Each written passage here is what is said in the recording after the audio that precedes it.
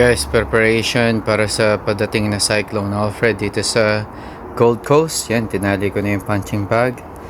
Yung mga halaman natin, binigyan ko na rin sila ng tali. Mga rosas natin. Yan, yung kalamansi natin. Pinaba ko na rin yung sampayan namin kasi para maging safe. At kung titingnan nyo guys, binigyan ko na rin ng tape yung mga windows namin. Yun, pati sa taas. Para maging safe kung sakaling basag yung mga salamin namin. Yan. So safe na rin. Yan, tinali ko na rin itong lagayan ng halaman namin. Tsaka yung mga ibang orchids namin. Ayan, tinago ko sila rito sa sulok.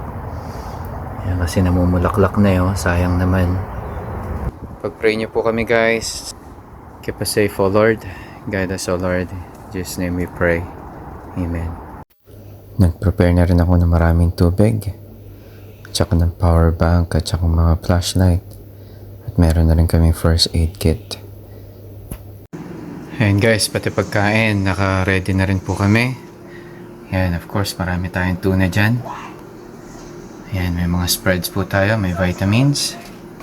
Marami tayong chips at tsaka mga biscuits para sa mga bata. Siyempre, yung kape namin ni Mami. Ayan. Meron din tayong mga noodles kung sakaling gusto nilang kumain ng noodles. Ayan. Meron pa tayong tubig dito. Ayan guys, no? Preparation po talaga yan. In Jesus' name, sana maging okay lahat. Pinuno ko rin po ng tubig ang aming bata para meron po kami gamitin panligo kung sakaling mawalan po ng tubig. Subaybayin niyo po yung update ko bukas. God bless!